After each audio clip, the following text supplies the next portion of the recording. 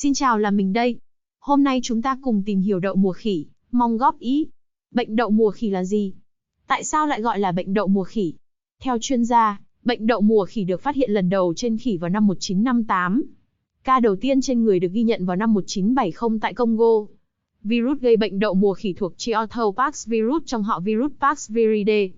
Bệnh cũng có liên quan tới bệnh đậu mùa đã bị xóa sổ năm 1980 nhưng triệu chứng nhẹ, khó lây và tỷ lệ tử vong cũng thấp hơn. Sở dĩ được gọi là đậu mùa khỉ, mà không phải tên gọi nào khác là vì bệnh ban đầu phát hiện từ năm 1958 khi 2 ổ dịch giống với đậu mùa xảy ra ở khỉ, trong phòng thí nghiệm nghiên cứu. Tuy nhiên, các nhà khoa học cho rằng, khỉ có thể không phải là tác nhân gây bùng phát dịch và nguồn lây của căn bệnh này, hiện nay vẫn chưa rõ. Phân biệt đậu mùa khỉ và thủy đậu thế nào khi đều có bóng nước trên da? Theo đó, cả trường hợp đã xác định và nghi ngờ mắc bệnh đều cần cách ly tại cơ sở y tế. Trong hướng dẫn này nêu rõ, bệnh đậu mùa khỉ monkeypox là bệnh truyền nhiễm cấp tính, có khả năng gây dịch do virus đậu mùa khỉ gây ra. Bệnh có nguồn gốc từ châu Phi, lây truyền từ động vật sang người, và từ người sang người qua tiếp xúc trực tiếp với tổn thương da, dịch cơ thể, qua quan hệ tình dục, giọt bắn đường hô hấp, vật dụng của người bị nhiễm và lây truyền từ mẹ sang con. Các triệu chứng chính của bệnh là sốt, phát ban dạng phỏng nước và sưng hạch ngoại vi, có thể gây biến chứng nặng dẫn tới tử vong. Để hiểu thêm về biểu hiện, mức độ của bệnh, người ta phân bệnh đậu mùa khỉ thành 4 giai đoạn. Giai đoạn ủ bệnh, từ 6-13 ngày dao động từ 5-21 ngày. Người nhiễm không có triệu chứng và không có khả năng lây nhiễm. Giai đoạn khởi phát, từ 1-5 ngày với các triệu chứng chính là sốt và nổi hạch ngoại vi toàn thân. Kèm theo người bệnh có thể có biểu hiện đau đầu, mệt mỏi, ớn lạnh, đau họng, đau cơ. Virus có thể lây sang người khác từ giai đoạn này. Giai đoạn toàn phát, đặc trưng bởi sự xuất hiện của các ban trên da, thường gặp sau sốt từ 1-3 ngày, với tính chất sau. Vị trí, phát ban có xu hướng ly tâm, gặp nhiều trên mặt, lòng bàn tay, lòng bàn chân. Ban cũng có thể gặp ở miệng, mắt, cơ quan sinh dục. Tiến triển ban, tuần tự từ rát tổn thương có nền phẳng đến sẩn tổn thương cứng hơi nhô cao, sau đó thành mụn nước tổn thương chứa đầy dịch trong, mụn mủ, tổn thương chứa đầy dịch vàng, đóng vảy khô, bong tróc và có thể để lại sẹo. Kích thước tổn thương da, trung bình từ 0,51 cm. Số lượng tổn thương da trên một người có thể từ vài nốt cho đến dày đặc. Trường hợp nghiêm trọng các tổn thương có thể liên kết với nhau, thành các mảng tổn thương da lớn. Giai đoạn hồi phục, các triệu chứng của bệnh đậu mùa khỉ có thể kéo dài từ 2 đến 4 tuần, rồi tự khỏi. Người bệnh hết các triệu chứng lâm sàng, các sẹo trên da có thể ảnh hưởng đến thẩm mỹ và không còn nguy cơ lây nhiễm cho người khác.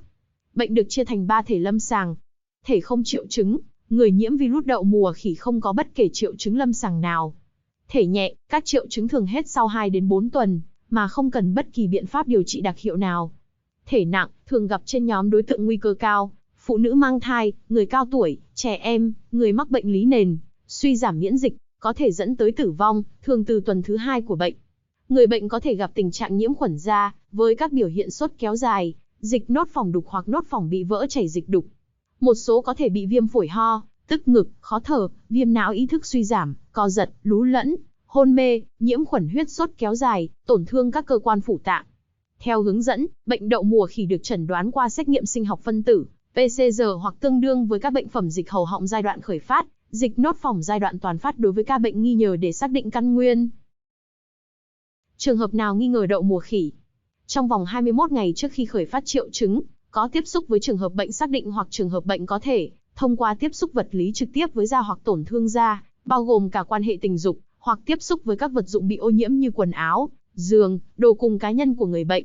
Có tiền sử đi du lịch đến các quốc gia có lưu hành bệnh đậu mùa khỉ, trong vòng 21 ngày trước khi khởi phát triệu chứng. Ca bệnh xác định là trường hợp có kết quả xét nghiệm sinh học phân tử dương tính với virus đậu mùa khỉ. Dựa trên triệu chứng sốt, phát ban và hạch to, cần chẩn đoán phân biệt bệnh đậu mùa khỉ với các bệnh đậu mùa, thủy đậu, herpes lan tỏa và tay chân miệng. Theo hướng dẫn, các trường hợp nghi ngờ trên xác định được cách ly tại cơ sở y tế. Việc điều trị được chia thành 2 thể. Thể nhẹ, điều trị triệu chứng là chủ yếu hạ sốt, giảm đau, chăm sóc tổn thương da, mắt, miệng, đảm bảo dinh dưỡng, cân bằng nước điện giải, theo dõi và phát hiện sớm các biến chứng, nếu có, phòng và kiểm soát nhiễm khuẩn theo quy định. Thể nặng, cần điều trị ở buồng cách ly tại khoa hồi sức, điều trị biến chứng nếu có theo phác đồ đã ban hành. Việc dùng thuốc điều trị đặc hiệu được chỉ định cho người có biến chứng nặng, nhiễm khuẩn huyết, viêm phổi, viêm não, người bị suy giảm miễn dịch HIV, ung thư, đang điều trị thuốc ức chế miễn dịch hoặc corticosteroid liều cao, trẻ em, phụ nữ mang thai hoặc đang cho con bú, những người đang có bệnh cấp tính tiến triển. Điều trị bệnh đậu mùa khỉ thế nào? Theo hướng dẫn của Bộ Y tế, việc điều trị bệnh sẽ phân tuyến theo thể bệnh. Tại y tế xã trên phường, quận trên huyện, sẽ điều trị ca bệnh không triệu chứng, ca bệnh nhẹ có các triệu chứng thông thường của bệnh. Tuyến tỉnh, trung ương, sẽ tiếp nhận ca bệnh nặng hoặc có nguy cơ trở nặng trẻ sơ sinh, người bị suy giảm miễn dịch, người cao tuổi, bệnh nền, phụ nữ mang thai, ca bệnh có biến chứng nặng. Các dấu hiệu nguy hiểm của bệnh cần theo dõi, xem xét chuyển tuyến điều trị, giảm thị lực, giảm ý thức, hôn mê, co giật, suy hô hấp, chảy máu, giảm số lượng nước tiểu và các dấu hiệu của nhiễm khuẩn huyết và sốc nhiễm khuẩn. Người bệnh cách ly tối thiểu 14 ngày hết các triệu chứng về lâm sàng, không xuất hiện tổn thương trên da mới tối thiểu 48 giờ, và các tổn thương cũ đã đóng vảy, sẽ được xuất viện. Các biện pháp phòng ngừa chung để tránh lây nhiễm đậu mùa khỉ. Tránh tiếp xúc với người trên động vật có thể bị bệnh, bao gồm cả động vật bị bệnh, hoặc đã chết ở những khu vực xảy ra bệnh đậu mùa ở khỉ. Tránh tiếp xúc với vật dụng, bề mặt có nguy cơ nhiễm virus đậu mùa khỉ như khăn trải giường, quần áo người bệnh. Cách ly, điều trị người bệnh tại cơ sở y tế. Thường xuyên rửa tay bằng xà phòng và các dung dịch sát khuẩn thông thường, sau khi tiếp xúc với người trên động vật nghi ngờ nhiễm bệnh. Sử dụng phương tiện phòng hộ cá nhân khi chăm sóc người bệnh. Thực hiện đánh giá nguy cơ phơi nhiễm theo các quy định để có biện pháp xử trí phù hợp.